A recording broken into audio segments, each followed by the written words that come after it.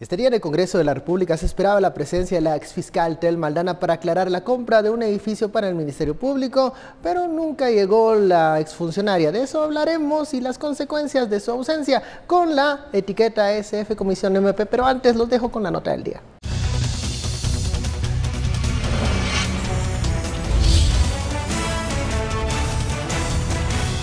A través de un comunicado, la exfiscal general Telma Aldana se excusó de asistir a una citación de la comisión que investiga la compra de un edificio en la zona 5. Aldana aseguró que no se dejará chantajear por un grupo de diputados vinculados a diversos casos ilícitos que quieren poner en duda su integridad por venganza. Los congresistas analizan denunciar a Aldana por no comparecer ante la comisión. Aseguran que debe responder por la compra del inmueble. Además, agregaron que ellos no están chantajeando a nadie y que solo buscan determinar si la compra tuvo alguna anomalía. El artículo 4 habla sobre las declaraciones de funcionarios públicos, ¿sí? Pero en el último párrafo de ese artículo dice: todas las personas individuales o jurídicas que manejen, administren, custodien o reciban por cualquier medio recursos del Estado están obligados a acudir cuando sean citados al Pleno del Congreso de la República, sus comisiones, bloques legislativos y rendir los informes que les requieran. O sea, ella manejó recursos del Estado y por tal razón tiene la obligación de presentarse. ¿Chantaje de qué manera? Ella ya no es funcionaria pública. Ella es una guatemalteca común y corriente. ¿En qué se le podría chantajear? Aldana agregó en el comunicado que la adquisición del edificio fue auditado por la Contraloría y que el DICABI realizó el avalúo. Agregó que la CONRED notificó en 2015 que la sede de Gerona ya había sobrepasado su capacidad de ocupación y que el costo de alquilar un edificio era mayor al de la compra.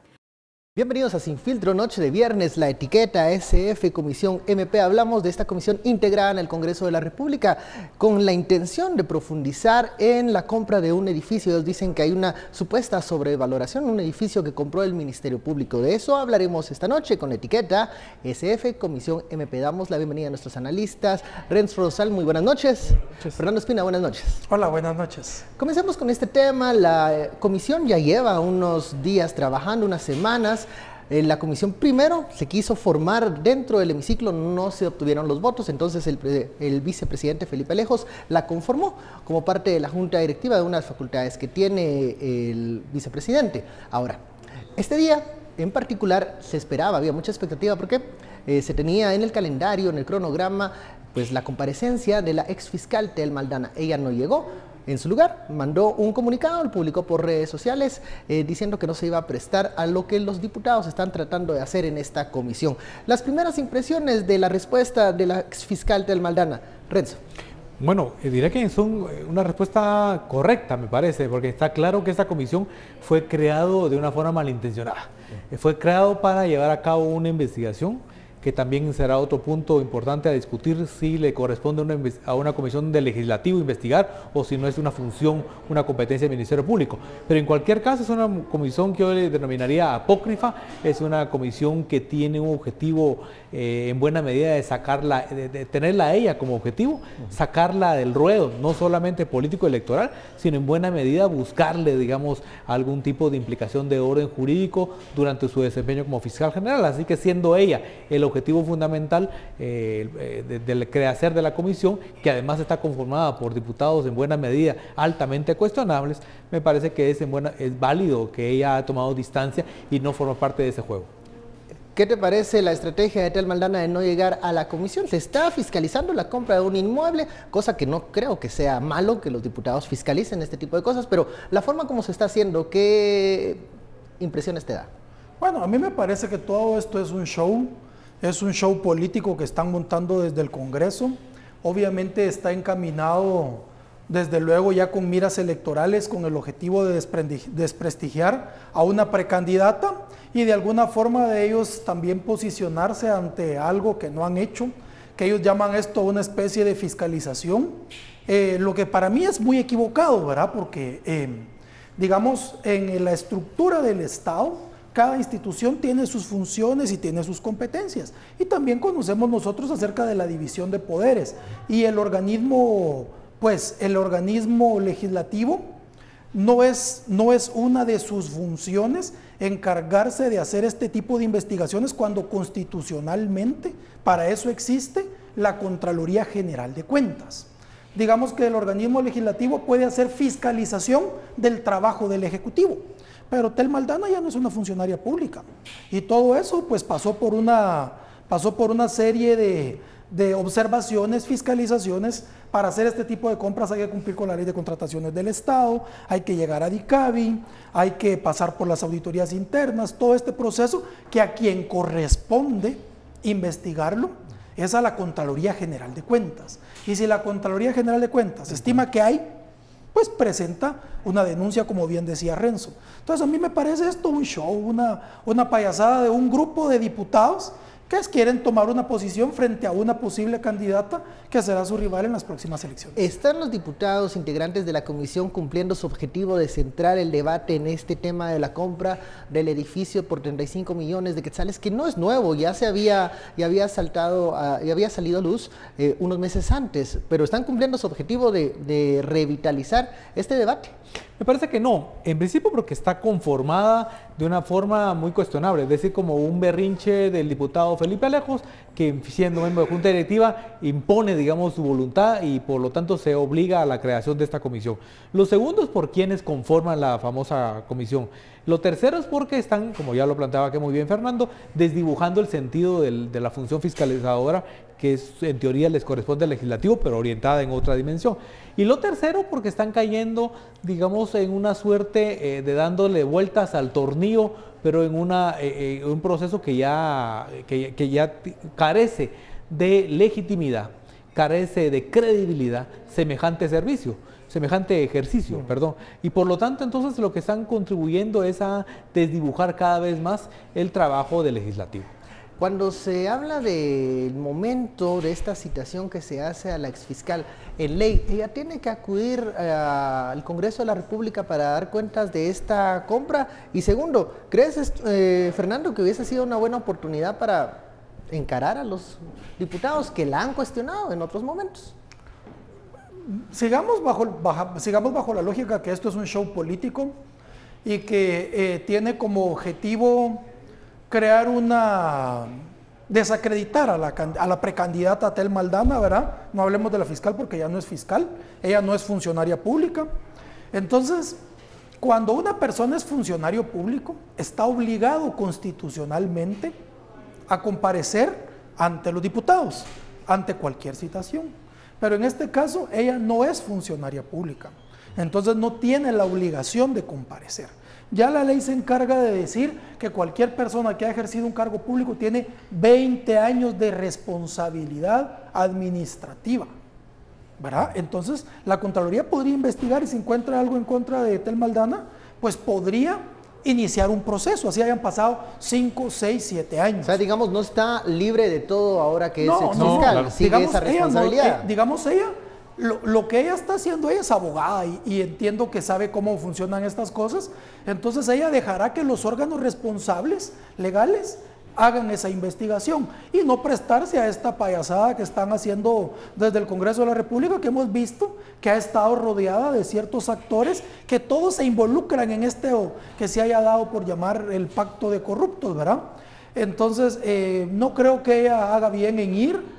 Creo que tampoco están ellos logrando su objetivo porque más o menos los bandos están posicionados y las personas entienden que no es el Congreso el que debe estar juzgando, ¿verdad? Como ellos lo quieren hacer en este caso, en una especie de juicio político. Así que yo creo que ella actuó bien, está pegada a ley y no está eximiéndose, no está esquivando una responsabilidad.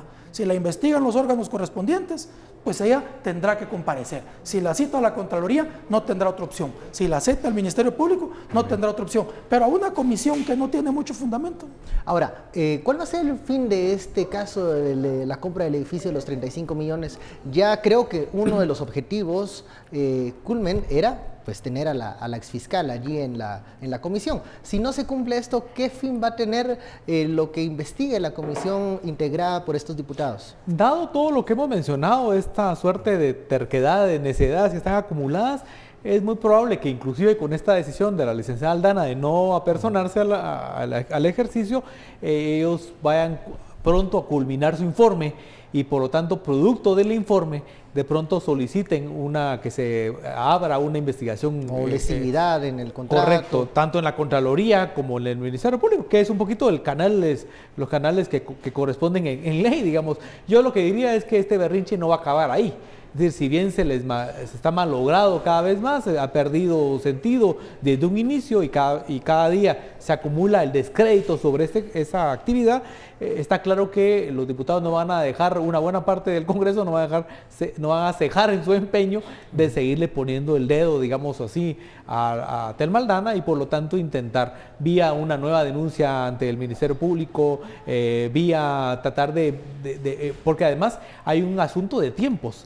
En la medida en que todas estas torpezas sean nada más torpezas, el tiempo está en su contra, porque las posibilidades de que Telma Aldana finalmente pudiera ser candidata se pueden ir poco a poco correlacionándose positivamente.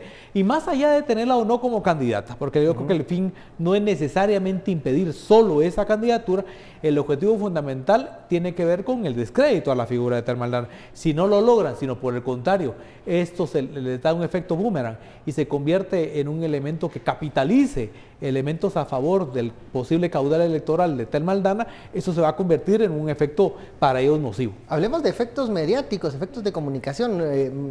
Renzo menciona este efecto boomerang, que es lo que coloquialmente llamamos el tiro por la culata, ¿no? O sea, cuando las cosas que planificamos no nos salen como quisiéramos. ¿Crees, Fernando, que va a ser una especie de efecto boomerang esto de insistir en el tema de la compra del edificio? Yo pienso que sí. A mí me parece que es una muy mala estrategia. Obviamente ellos están, como dice Renzo, cegados en su afán de desprestigiar a la posible candidata y también de posicionarse de este otro lado del espectro de la lucha contra la corrupción y decir, bueno, tanto que hablan, pero al final de cuentas ellos también han caído en eso, cosa que no les corresponde demostrar. Entonces, la población que sigue este tipo de información difícilmente va a creer que ellos están haciendo una buena acción, y los que ya están de su lado tampoco van a cambiar de actitud porque llegue o no llegue Telma Aldana, ¿verdad? Tampoco me parece que haya sido una oportunidad para que ella llegara a desmentir cosas, porque no hay nada que desmentir, ¿verdad? O sea, en administración pública uno hace lo que la ley le permite y los expedientes de una contratación son gigantescos. O sea, uno revisa expedientes de este tamaño para ver una contratación y eso es lo que tendrá que hacer en su momento la Contraloría. Sigue todo esto siendo parte de una puesta en escena del proceso electoral. Y recordemos que hasta finiquito tiene ya, entiendo, vi unas noticias que ya le dieron su finiquito, ¿verdad? Entonces yo creo que ellos están en este afán de alargar las cosas, de entorpecer las cosas. Ya hemos visto por ahí algunas notas que han salido que incluso hay una intención de prolongar funciones, ¿verdad? Que el presidente no se quiera ir, pues por ende tampoco se irían los diputados. Entonces ellos están como quemando sus últimos cartuchos de aguantar lo que se pueda, ¿verdad? Okay. Vamos a la primera pausa, regresamos con el tema de las candidaturas y qué está en regla en estos momentos según el Tribunal Supremo Electoral. De eso hablaremos en el próximo bloque.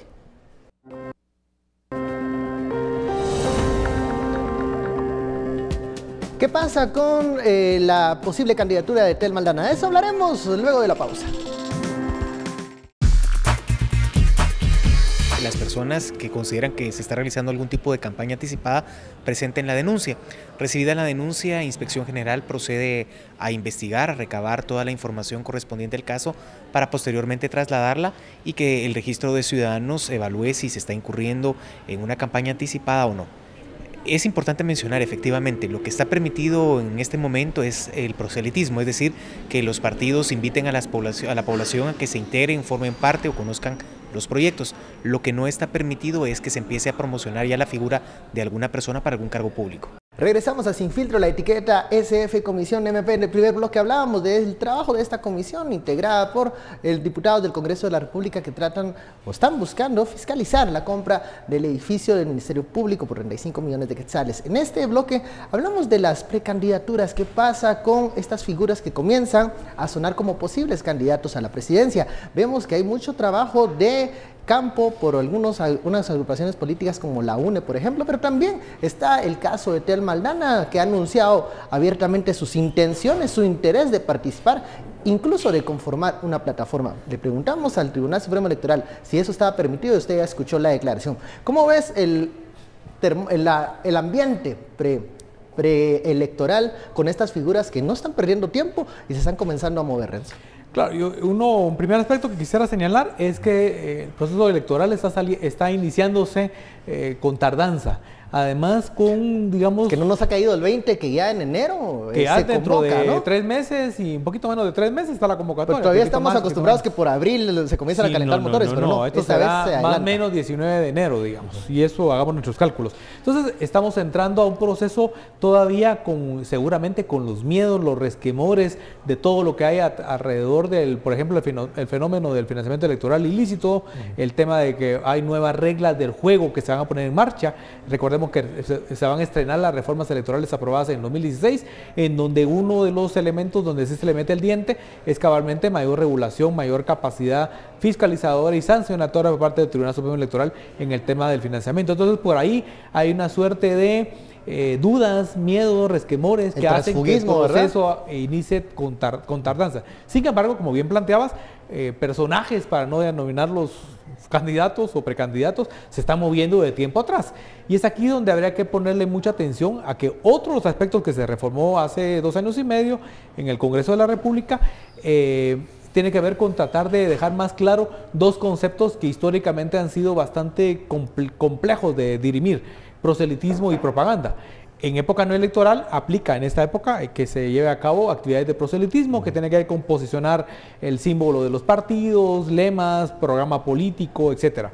El llamado a la afiliación, pero hay algunos personajes o algunos partidos que ya se están moviendo, no solamente con los retrasos que mencionábamos, sino ya en la zona gris. Si hay actividades que están haciendo supuestamente revestidas de que son actividades de capacitación y de formación, pero que en la esencia ya son de orden puramente de propaganda electoral. Y es ahí donde la capacidad de control del órgano electoral tendría que verse con mayor claridad. O donde vemos las limitantes también. Donde vemos también las limitantes, a pesar de que ahora ya no tiene las excusas de antes, de decir, pues yo quisiera, pero no tengo las competencias. Ahora tiene las competencias, las funciones e inclusive la capacidad de poner en marcha más elementos de sanción. Tanto así que, por ejemplo, los que pudieran ser posibles delitos en materia de financiamiento electoral, ahora no se requiere la gradualidad que antes se tenía que poner en marcha.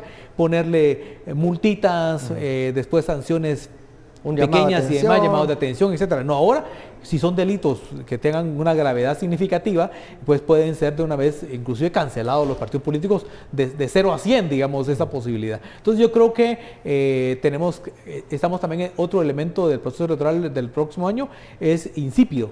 Si no encontramos en general... No se le siente el sabor aún. No tiene sabor y tampoco se perfilarían encontrar, digamos, candidatos que puedan marcar un elemento de cambio en positivo para este país. Más parecería que la posibilidad de tener un Jimmy Morales, repetir un poco la fórmula, está más o menos a la vuelta de la esquina. Un outsider que nos sorprenda nuevamente. Bueno, el presidente nos sigue sorprendiendo, el presidente Morales. De eso no ha fallado. Fernando, el ambiente preelectoral, estas figuras se están moviendo. Veíamos algunos videos en redes sociales de la precandidata, si le podemos llamar así, o posible candidata Sandra Torres en sus jornadas de afiliación. Claramente ella está haciendo este posicionamiento de su agrupación política. Los anuncios que hace también la exfiscal Telma Aldana nos indican que por ahí hay alguna intención de participar. Pero ¿cómo ves este anuncio del TSE que les dice pueden hacer esto y esto no? Mira, yo creo que vamos a estar ante una elección atípica. Vamos a estar ante un proceso electoral como no hemos estado acostumbrados. Primero, porque no hay dinero, ¿verdad? O sea, ya después de todos los conflictos que hemos encontrado a través del financiamiento electoral ilícito, esta vez los tradicionales financistas de campaña van a meter menos porque tienen miedo, ¿no? Entonces no habrá tanto dinero, los mismos partidos políticos se saben fiscalizados, se saben controlados, entonces los mismos partidos políticos van a tratar de invertir menos. Vamos a estar ante un proceso que está digámoslo así, tiene sobre él una sombra oscura de los últimos procesos donde teníamos campañas millonarias con cancioncitas y que hemos sabido ahora en qué ha desembocado, ¿no? Incluso el actual presidente recibió millones que no fueron registrados. Entonces creo que esto hace, para empezar, que el proceso sea un poco diferente. Para mí otro aspecto importante es todos los cambios que se han dado en materia de legislación y reglamentación electoral. Yo creo que hay cambios que son muy positivos, pero creo que no hay, mi percepción es que no ha habido un entendimiento, una comprensión real de todo lo que esos cambios implican, y que el Tribunal Supremo Electoral pues debería estar capacitando, debería estar informando. Pero lo que vimos esta semana es que el tribunal prefirió dar 2 pasos atrás en algunos requisitos de inscripción, porque se dio cuenta que el papel no era tan fácil de aplicar en la realidad. ¿Vamos a ver más problemas de esos más adelante en este proceso electoral? A eso es a lo que voy, que vamos a ver un proceso electoral ambiguo, con vacíos, con un Tribunal Supremo Electoral que no va a saber controlar del todo la situación, que se va a dirimir en muchos aspectos legales, judiciales, porque los reglamentos se contradicen, no están claros, este lo hizo esta persona, este lo hizo este otro, el Tribunal Supremo Electoral medio que los aplica.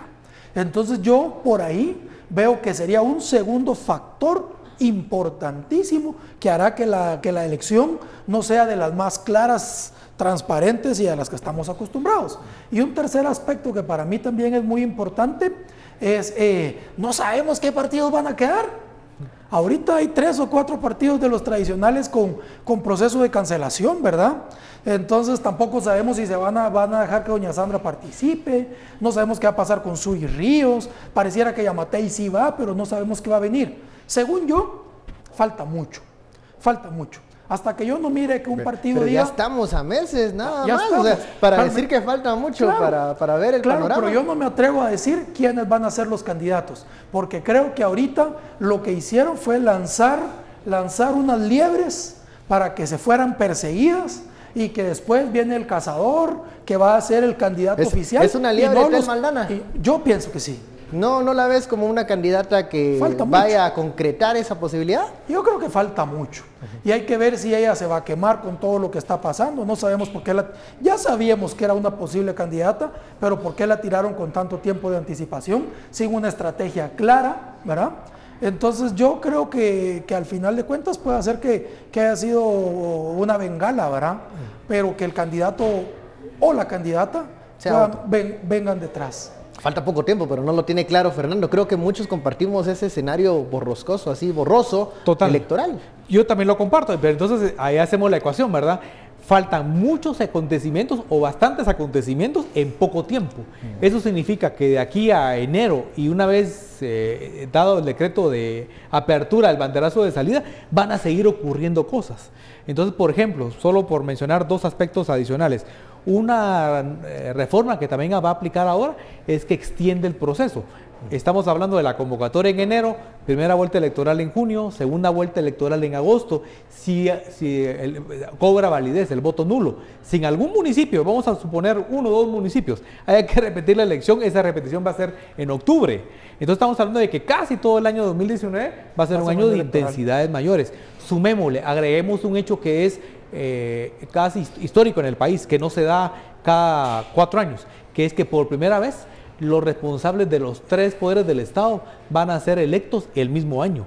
Porque estamos hablando que en las elecciones generales van a ser electos presidente, vicepresidente, diputados, alcalde, etcétera, pero también en el mes, entre abril y en adelante, se va a levantar fuertemente la elección de los próximos magistrados. El 10 de octubre tienen que tomar posesión. Correcto. Es decir, poquito tiempo después, un par de meses después de la segunda vuelta electoral, tienen que tomar posesión los nuevos magistrados, los 3 de la Corte Suprema de Justicia y los muchos más magistrados de Cortes de Apelaciones. Eso es un hecho que no se da, no sé cada cuánto, pero por lo menos en los últimos 20 años no se ha dado. Entonces ahí estamos encontrando con que va a ser un año desde acá. No hablemos solo de enero, sino hablemos desde octubre 2018 hasta enero, febrero 2020, un año y medio más o menos, muy movido, en donde nada va a estar dado por hecho. Y el hecho de que se va a la CICIG. Correcto. Es también despedida de CICIG ese año.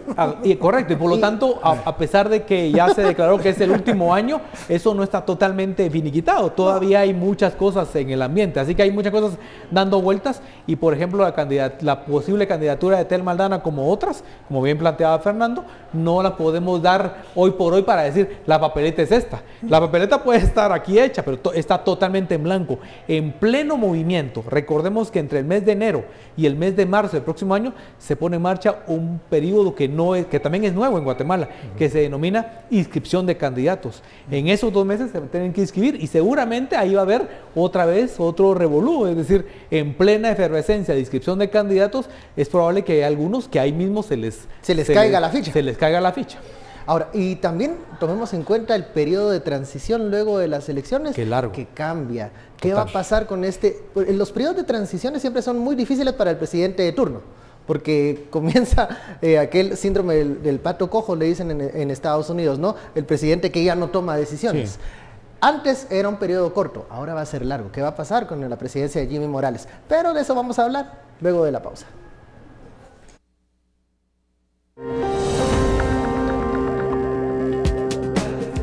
Bueno, y un expresidente comenta sobre la clase política y la situación del país. Veamos qué dijo.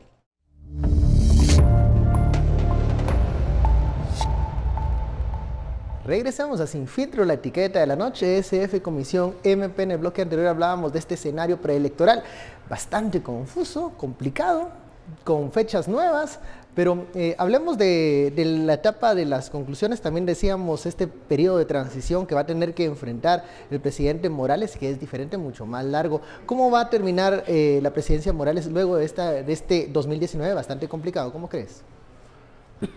Ni siquiera sé si va a terminar Morales. Yo creo que va a terminar. Yo te apuesto que termina. Yo te apuesto que termina. ¿Qué apostamos? Llevamos dos apuestas. Yo apuesto que termina. Llevamos 4 o 5 años en este país de ver que las cosas cambian. Va a seguir cargando la procesión. Pareciera que se le cae, pero no, ahí va a seguir. Entonces, yo tengo seguro de eso. Si termina el presidente Morales y le entrega a Telma Aldana, va a ser un proceso de transición incómodo. Va a ser incómodo. Pero si termina Morales y le entrega, digamos, a Yamatei, Basuro y Ríos, va a ser un proceso más amigable, ¿verdad? Entonces, la transición, lo que pasa es que en este país las cosas nunca se han hecho como deben de ser. Se han entendido que estos tipos de procesos son en realidad más cierres y protocolarios que en realidad procesos de transición, ¿verdad? Porque lo que debería darse es, primero, que el nuevo diga, no decir este es mi comité de transición, no, deberíamos de saber quiénes son los ministros, quiénes van a integrar los más altos niveles de su gobierno, para que estas personas puedan sentarse y a trabajar mano a mano con los que están saliendo. Pero digamos que si la que está saliendo es la administración Morales, y el que está entrando es una persona que tiene capacidades, que tiene gente con un perfil adecuado, y que tienen un plan de trabajo, pues yo no sé qué se pueden sentar a hablar con la administración Morales. Bueno, ¿cómo va a terminar esta gestión, administración, el presidente Morales, sabiendo que el calendario también cambia para él?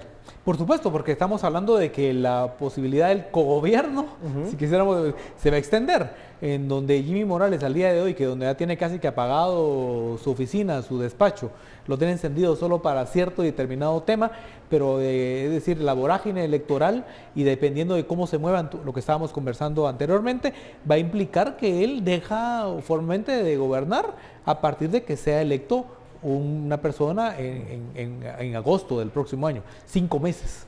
Y por lo tanto el periodo agosto-enero 2020 va a ser un periodo de pronto muy tempestuoso, que si desde ya, en la medida de las posibilidades, los partidos políticos que tengan poco a poco más posibilidades electorales puedan preparar de mejor forma el periodo de la transición, puede ser muy efectivo para ellos, para el nuevo gobierno y por supuesto que para el país, porque vamos a totalmente tirar por la borda esta idea de que el primer año es finalmente el año de transición, que se traduce en un año perdido, cuando de pronto podemos hacer un proceso más eficiente, mucho más riguroso, más profesional, en mucho menor tiempo. Bueno, hablando de campaña electoral, hablando de clase política, hablando de sistema de partidos, en una actividad en el interior de la República, el expresidente Alfonso Portillo, sí, él mismo, pues se refirió acerca de la clase política e hizo una especie de mea culpa. Escuchémoslo.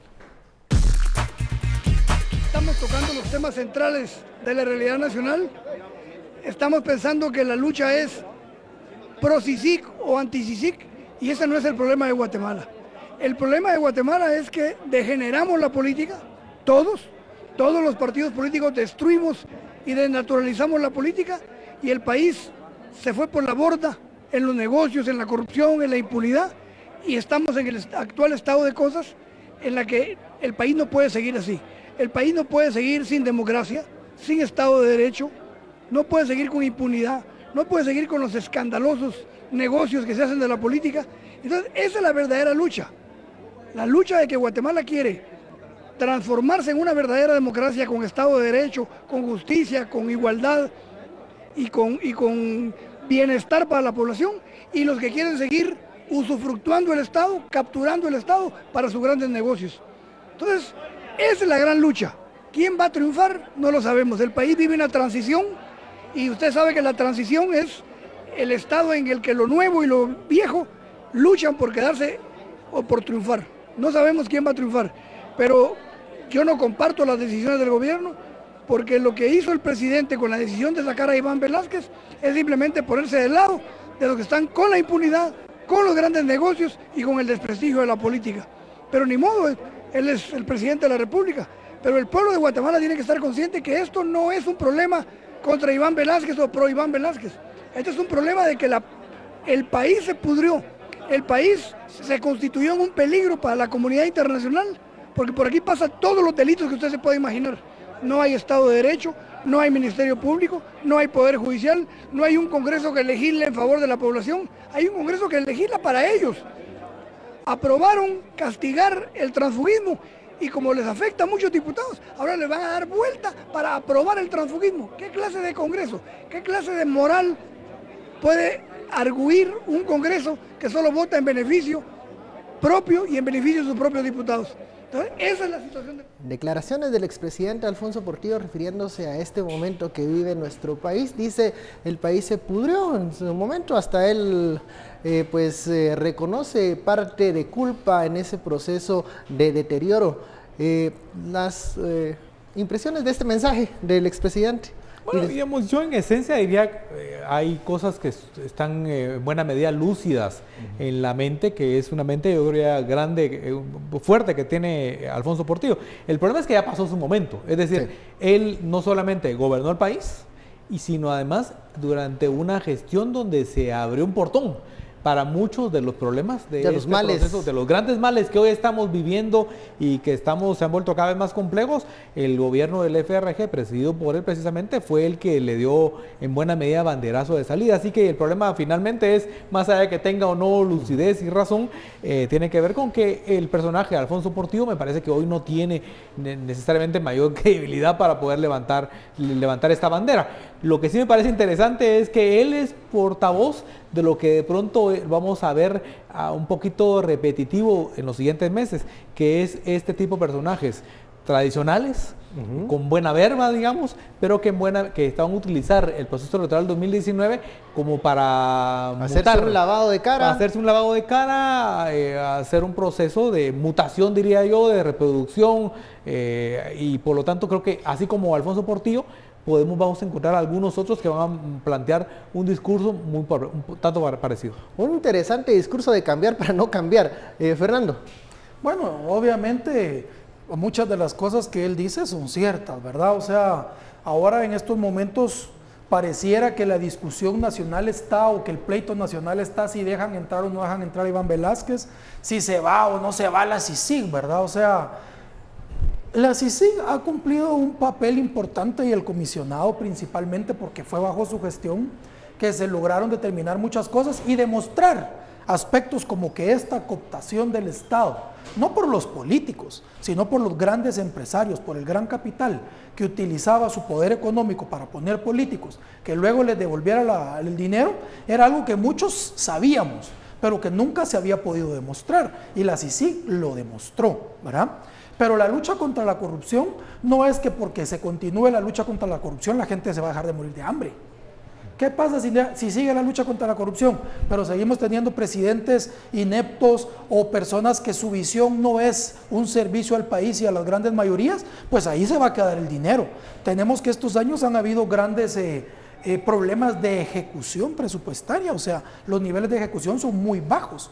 Entonces, la lucha contra la corrupción es un aspecto importante, pero no son los problemas de fondo del país. Los problemas de fondo del país es esa desigualdad, esa pobreza en la que viven las mayorías, que la gente no lo dimensiona. Pero si alguien se está muriendo de hambre, antes de morirse de hambre o ver morir de hambre a sus hijos, va a ir a robar. va a extorsionar, va a secuestrar, ¿verdad?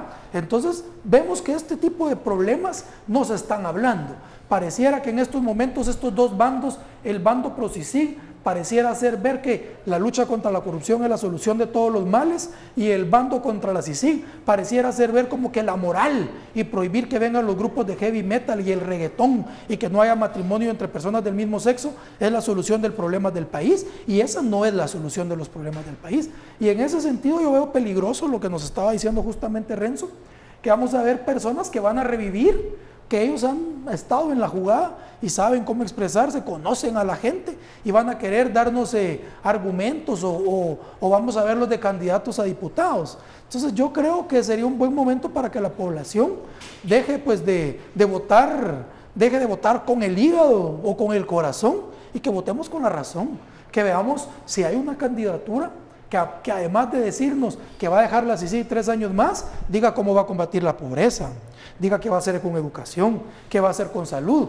y ver qué opinamos si del otro lado lo que queremos es prohibir el reggaetón, ¿verdad? O sea, qué aburridas van a ser las fiestas. Pero eso nos pone en el dilema de no queremos esas voces tradicionales que nos vengan a decir cosas nuevas que sabemos que tal vez no las van a implementar, pero también ahora, luego de la experiencia de Morales, dudamos de aquellos que son outsiders, porque ya a la hora vemos que no pueden ejecutar lo que prometieron. Entonces nos encontramos con el dilema de a quiénes les vamos a creer, a los que ya tienen cierta experiencia o a aquellos que vienen como novatos y que no están, digamos, sucios del sistema de partidos políticos. ¿Cómo se va a poder elegir?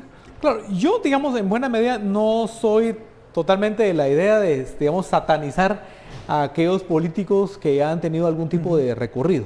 Creo que por supuesto, hay gente nefasta, pero hay alguna otra gente que podríamos todavía... Por ejemplo, yo no votaría por Alfonso Portillo. Por supuesto. Yo no votaría por él. Perfecto, pero de pronto hay algunos ahí. Lizardo Sosa era de las más atinadas en las últimas elecciones. Bueno, son de estas cosas que ocurren en esta democracia tropical. Claro, lo que hay que tener mucho cuidado es, por ejemplo, de seguir pensando que Jimmy Morales era un outsider. Hoy queda demostrado con que no lo es, nunca lo fue, y no lo es, y nos lo vendieron así.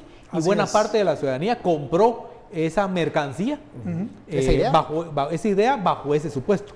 Jimmy Morales surge, digamos, de las estructuras más profundas del sistema político en Guatemala. Surge apoyado por actores del sector privado, surge apoyado por actores de la milicia, del ejército, por los ex-PAC, por excomisionados militares. Es decir, si eso no es de la tradicional, ¿qué es lo tradicional? Él viene de ahí, que él sea, que su nombre, su marca, digamos, como tal, sea relativamente de reciente ingreso al escenario de las marcas políticas en el país, es su historia, pero eso no significa que venga necesariamente de fuera. Pero haciendo ese pequeño matiz nada más, yo sí creo que estas elecciones, como bien planteaba anteriormente Fernando, son elecciones de transición. Intentamos que las elecciones de 2015 fueran la transición. El tema es que ese intento nos ha demostrado con que nos equivocamos. Entonces, por lo tanto, un nuevo intento de elección transicional es esta elección 2019, en donde no vamos a encontrar, hay que ser muy claros, creo yo, no vamos a encontrar esas figuras prolijas, estadistas, que vengan de pronto de no tener experiencia política, pero que tengan un elemento, un sustento teórico, conceptual, que sepan del Estado. De eso está muy bonito, pero no vamos a encontrarlo ahorita. Tenemos que quedarnos con un ejercicio un poco más realista, donde vamos a encontrar buena parte de gente que busca reciclarse, y dentro del reciclado habrá más de alguno que de pronto que funcione, que tenga algo interesante, y habrán algunas caras nuevas que de pronto vale la pena, digamos, de pronto impulsarlas para el Congreso de la República. Vamos, lo dejamos ahí, hacemos una pausa, volvemos, seguimos hablando de eso, de las figuras emergentes en el sistema de partidos políticos. Seguimos hablando de las candidaturas y del escenario electoral. ¿Dónde están los nuevos partidos políticos?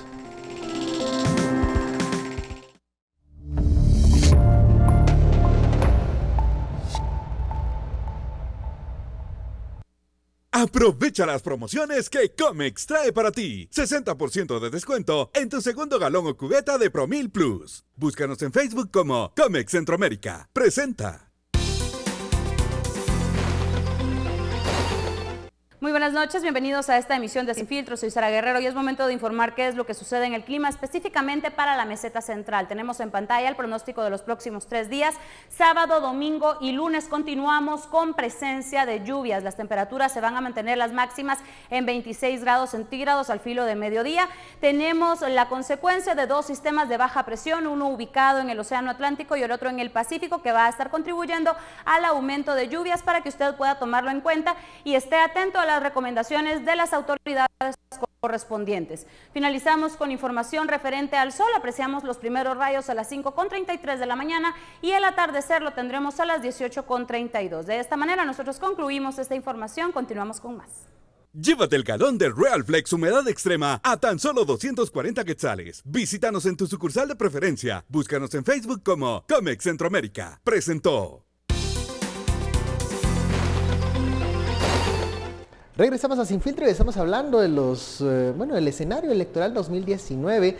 En el bloque anterior mencionábamos estas figuras políticas ya de cierto recorrido que no dudamos van a querer regresar, incluso con discursos de cambio. Pero hay una expectativa por las nuevas marcas partidarias. En esta oportunidad, por las modificaciones a la ley electoral, todas las agrupaciones tienen que participar, lo que da chance a ver, analizar otras oportunidades y otras alternativas de grupos políticos, pero a esta fecha no tenemos aún grandes agrupaciones o marcas partidarias nuevas que se pudieran posicionar como una alternativa viable a la presidencia. ¿Cómo ven ustedes el trabajo de conformación de las nuevas marcas?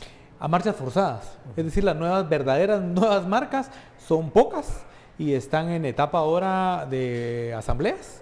Y las asambleas, recordar que no solamente basta con hacerlas, sino tienen que ser aprobadas, digamos así, por el Tribunal Supremo Electoral. Es decir, ellos van a llegar casi que en el límite, si todo apunta bien, al momento de la convocatoria de enero del próximo año.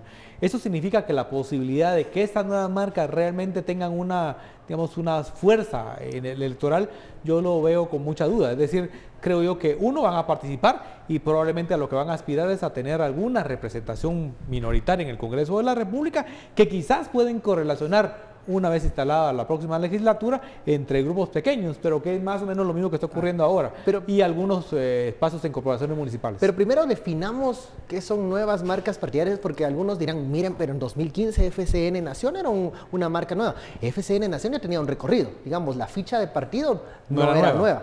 ¿Qué va a ocurrir o cómo podemos definir una nueva marca partidaria? Porque lo que hemos visto es que algunas fichas, algunos partidos han cambiado de nombre y se van a presentar como una agrupación. Son reciclados. Novedosa, pero no lo son. ¿Qué es una marca nueva?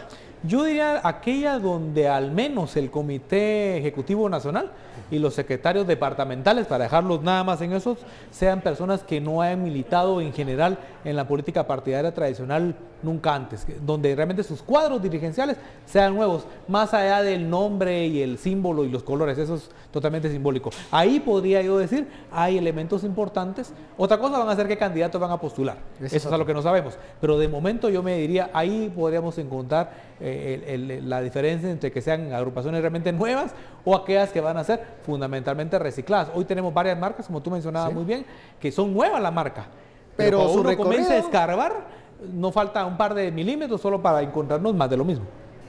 ¿Hay nuevas marcas partidarias o estamos viendo solo el recambio de logos y colores? Yo creo que sí hay. Yo creo que sí hay y pareciera que hay en varios aspectos, ¿verdad? Si uno sigue la historia de los partidos políticos en Guatemala, lo que vamos a encontrar es una suerte de reciclaje. Sabemos de a dónde está la mayoría de los que empezaron con la DC, los que empezaron con el PAN, el MLN. O sea, sabemos cómo van reciclándose ese tipo de partidos y dónde van a estar ahora las personas que lo representan, lo que en su momento fue la Gana.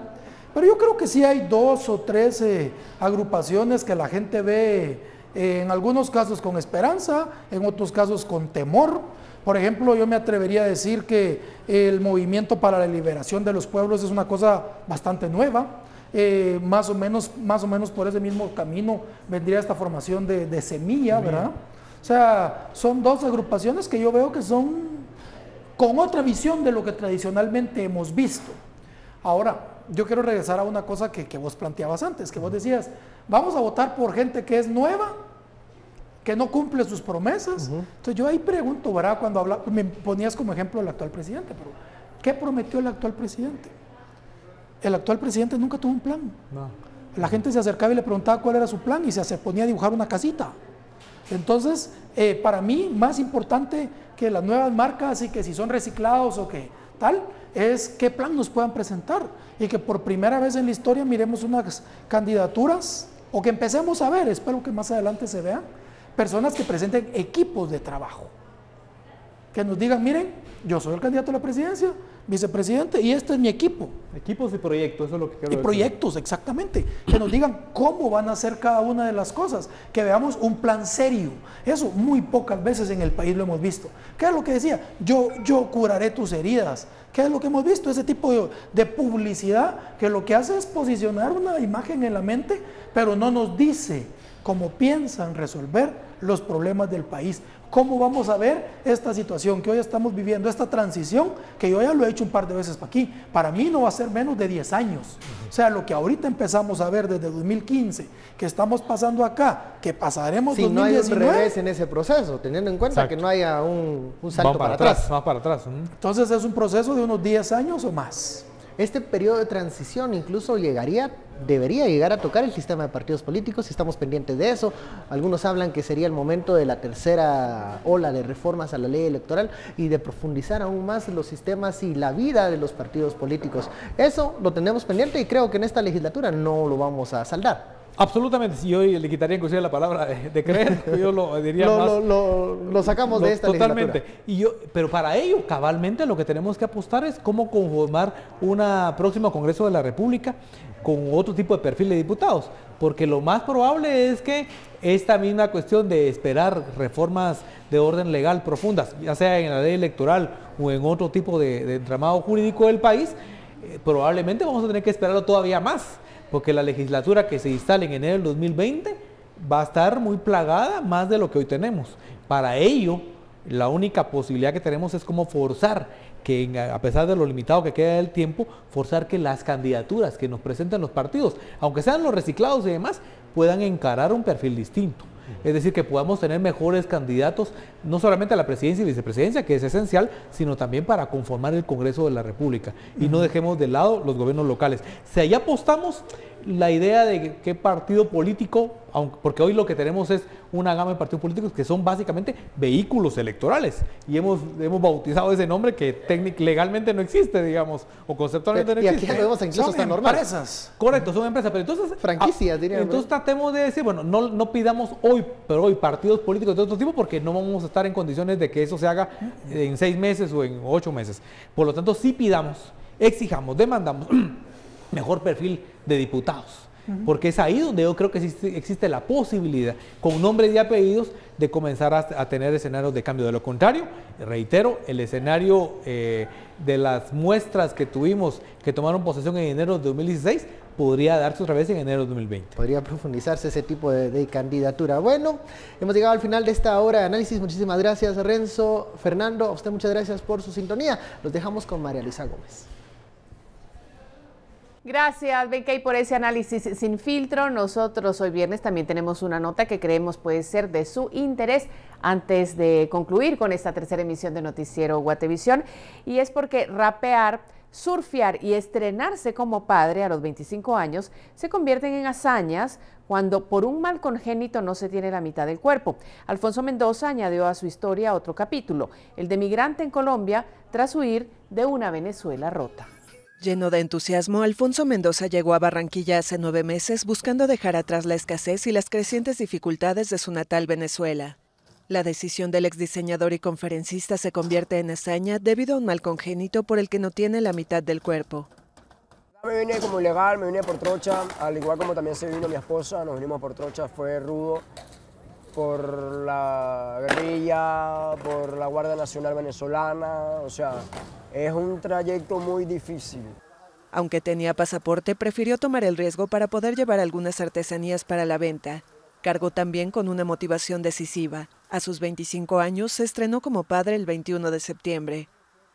Mi cambio ha sido, primero que todo, como de país ya, porque yo vivía en Venezuela, me vine para acá y a pasar de trabajar en en una oficina, canto acá en los autobuses y es algo como que no estoy acostumbrado a eso. Convirtió su pasatiempo en trabajo y adoptó el nombre artístico de Alca, una contracción de las primeras letras de su nombre y las de Camino. Si voy a Venezuela y me toca regresar, no lo pensaría 2 veces para volver a esta ciudad. Cantar en un autobús no me avergüenza, me daría más vergüenza llegar a mi casa y que mi esposa me diga que mi hija no tiene pañales, que no tiene ropa, ya. Entonces creo que mi vida cambió más en cuanto a la responsabilidad. Cuando su trabajo informal lo permite, Alca busca el mar. Romper las olas con su tabla se convierte en una metáfora de su vida, en la que también tuvo que superar el abandono de sus padres y una depresión que lo hizo contemplar el suicidio a los 13 años. Dios no me dio 2 piernas, pero la reemplazó con un buen talento, ya, como lo es el deporte, la música, las conferencias. El propósito de Dios es perfecto. El rapero, surfista y ahora padre de Auralis quiere recuperar lo perdido en Venezuela. Su primer logro en esta etapa se encuentra de vuelta en las conferencias. Bueno, y con esa nota de superación y esfuerzo los dejamos esta noche de viernes, agradeciendo su sintonía, por supuesto, e invitándolo a que sintonice Guatevisión durante el fin de semana. Nosotros estaremos con ustedes a las 9 en punto el próximo lunes. Hasta pronto.